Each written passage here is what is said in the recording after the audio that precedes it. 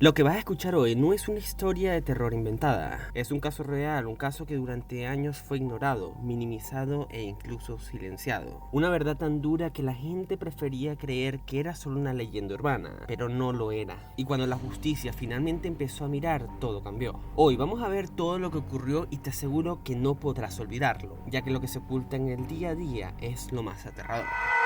Imagínate esto, estás en medio de una ciudad donde cada día es una lucha por sobrevivir y se crea un deporte para extranjeros adinerados. Un juego prohibido donde pagan a los soldados por la oportunidad de usar un rifle de francotirador, ya que recientemente una investigación en Italia ha comenzado a tirar de un hilo del que muchos consideraban un mito, los llamados safaris humanos de Sarajevo, donde según las denuncias el objetivo no era militar, eran familias, ancianos, mujeres, cualquiera que se atreviera a cruzar la calle. Y en la lógica perversa de este supuesto juego, los niños no eran un error, más bien eran considerados un objetivo premium, por el que pagaban más, ya que por el tamaño y la rapidez darle a uno de ellos era como un objetivo. Y para comprender la magnitud de esto tenemos que retroceder en el tiempo, viajando a Sarajevo en la antigua Yugoslavia, entre 1992 y 1996, cuando el país se desintegró y Bosnia proclamó su independencia, y el estallido de una guerra brutal fue inevitable, donde en medio del caos, Sarajevo, una ciudad donde convivían distintas culturas, quedó atrapada en el lugar más peligroso posible, justo en el centro del conflicto, y se comenta que lo que vino después fueron 1425 días de terror,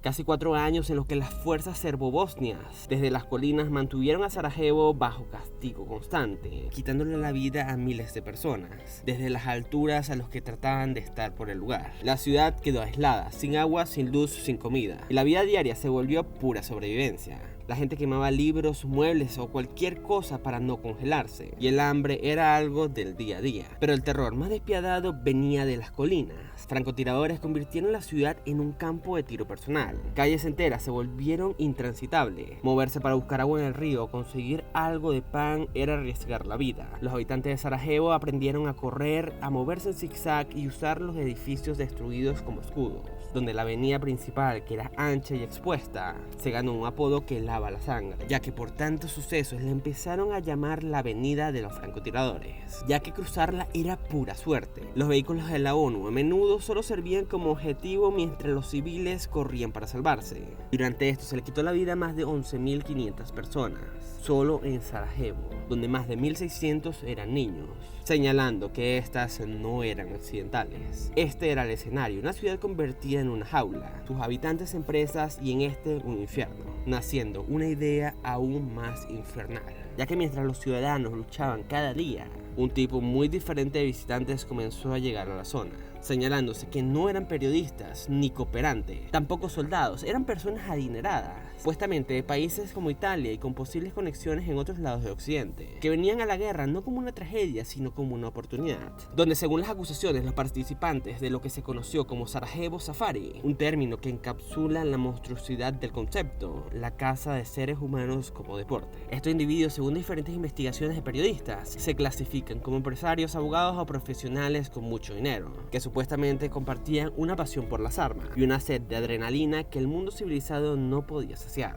Las investigaciones de la Fiscalía de Milán han revelado que muchos de ellos tenían diferentes conexiones poderosas, donde según los testimonios el sistema era tan simple como aterrador. Estos turistas llamados de la guerra pagaban supuestamente sumas exorbitantes de dinero a las milicias serbo-bosnias que controlaban la colina, y a cambio se les proporcionaba todo: un rifle francotirador de alta precisión, munición y una posición segura en lugares del monte Trebević, desde donde tenían una vista panorámica de la ciudad y de sus habitantes. Se dice que llegaban los viernes y se iban los domingos, como si fuera una escapada de fin de semana, muchos medios llamándolos de dicha forma, como turistas de fin de semana, donde los viajes al parecer se organizaban bajo la apariencia de excursiones de caza, y desde allí eran transportados a posiciones de tiro. Para ellos, la avenida de los francotiradores no era un corredor de la muerte, era el campo de juego perfecto. La tragedia de miles se convirtió en su entretenimiento, un espectáculo privado de violencia real, comercial. La guerra supuestamente se había transformado en un producto de lujo, vendido al mejor postor, elevándose aún más las acusaciones cuando todo esto tenía la existencia de una lista de precios por persona, una que tasaba la vida humana como una lógica comercial escalofriante, ya que testimonios de exagentes y soldados capturados hablan de tarifas diferentes,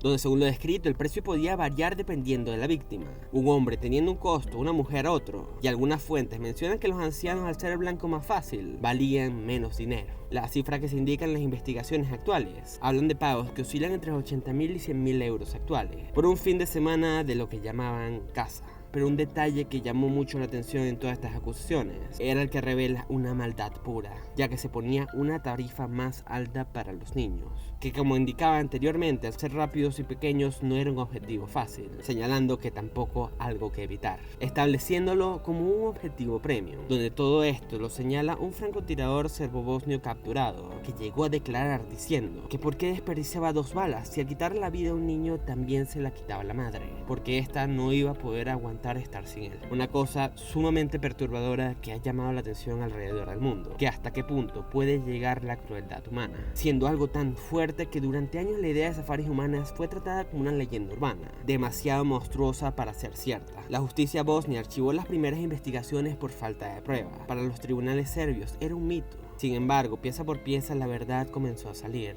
por periodistas que empezaron a investigar toda la situación, construyendo un caso que ya no podía ser ignorado, sacando la evidencia principalmente de testigos, soldados serbobosnios capturados que comenzaron a hablar, confirmando la existencia de estos turistas de guerra. Un exoficial de inteligencia relató que se enteraron de la llegada de los grupos y alertaron el año 1994, pero no fue hasta décadas después, en el 2022, donde todo esto salió a la luz, en un documental llamado Sarajevo Safari, dirigido en Eslovenia, que sacudió la opinión pública, ya que se presentaban diferentes testimonios, muchos de ellos anónimos, que afirmaban que durante el caso de Sarajevo entre 1992 y 1996, efectivamente un grupo de extranjeros adinerados pagó para participar en lo que se describe como un turismo de francotiradores, disparando contra civiles desde posiciones controladas por el ejército. Y el golpe final llegó impulsado por la denuncia del periodista italiano Ezio Gavazzeni, haciendo que la Fiscalía de Milán abriera una investigación formal en el año 2025, donde esta persona, que se comenta que se sintió obligado a investigar tras ver el documental, presentó junto a sus abogados documentos y testimonios que lo acreditaban, haciendo que la investigación italiana se enfocara en toda esta crueldad,